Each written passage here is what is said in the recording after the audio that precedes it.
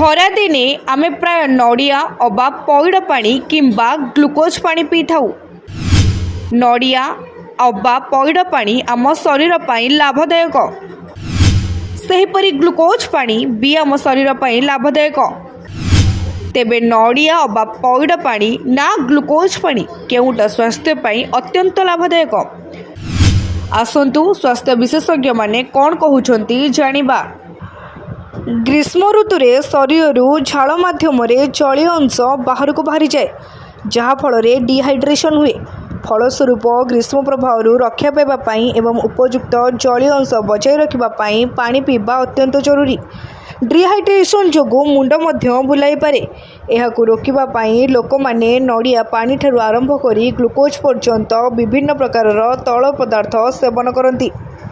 तथापि लोकों मनरे प्रायतः गोटे प्रश्न उंकी मारुए, केउ पानीय शरीर को सबुठारु शीघ्र जलीय अंश देता है? आसंतु जानिबा। नड़िया पानी पोटासियम, मैग्नीशियम और सोडियम भली इलेक्ट्रोलाइट्स रे भरपूर। यह शरीर तैल पदार्थ स्तर को पूर्ण करिबारे साधा पानी अपेक्षा आहुरी प्रभावशाली, विशेषकर व्यायाम पर किंबा ग्रीष्म ऋतु रे। एथिरे थिबा पोटासियम रक्तचाप को नियंत्रण करिबारे सहायता करे।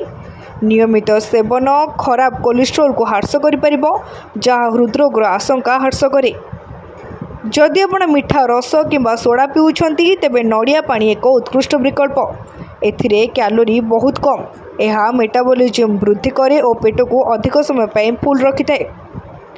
नड़िया पानी पीवा द्वारा शरीर विषाक्त पदार्थ बाहर को बाहरी जाए। एथिरे थिबा साइटोकिनिन त्वचा को जुबा देखाजिबारे सहायता करे। एहाकू मुहरे लगाइबा द्वारा व्रण एवं दाग मध्य ह्रास पाइथाए। एथिरे प्रचुर परिमाणर फाइबर एवं मैग्नीशियम रही, जहाँ कोष्ठकाठिन्य भली समस्या को दूर करिबारे सहायता करे एवं पाचन क्रिया को शांत रखे। ग्लुकोज रो फायदा। ग्लुकोज सबुठारु बड़ लाभ हेउछि एहाकू हजम करबा आवश्यक हुए नहीं। यह सीधासलख रक्त प्रवाह रे प्रवेश करे, शरीर कोषगुड़ी को तुरंत शक्ति जोगाई थाए। यही कारणरू क्लांत किंबा दुर्बल अनुभव कले ग्लुकोज खाइबा को परामर्श दिया जाए। आम मस्तिष्क शरीर मोटा शक्तिर एक गुरुत्वपूर्ण अंश व्यवहार करे एवं यार प्राथमिक इंधन हेउछि ग्लुकोज। सठिक परिमाण में ग्लुकोज ग्रहण करने द्वारा एकाग्रता वृद्धि पाए और मानसिक क्लांति ह्रास पाए। कठिन व्यायाम किंबा शारीरिक परिश्रम पर शरीर में संचित शक्ति शेष हो जाए। ग्लुकोज खाइबा मांसपेशी गुड़ी को पुनः सक्रिय करिबारे सहायता करे एवं सुस्थता को त्वरान्वित करे।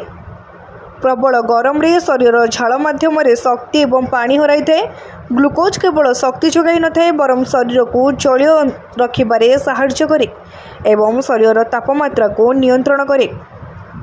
जदि आपण दुर्बल अनुभव करुछंती एवं तुरंत शक्ति वृद्धि करने को चाहूँगी तेबे आपण ग्लुकोज सेवन करिपारिबे। दीर्घकालीन सुस्थता पाई नड़िया पानी सर्वोत्तम, कारण यह आपण को जलीय अंश जोगाइबा सहित शरीर खनिज पदार्थर अभाव को पूर्ण करिथाए, जहाँ आपण को दीर्घ समय पाई सतेज अनुभव कराइथाए। ब्यूरो रिपोर्ट, तीर्थक्षेत्र लाइव।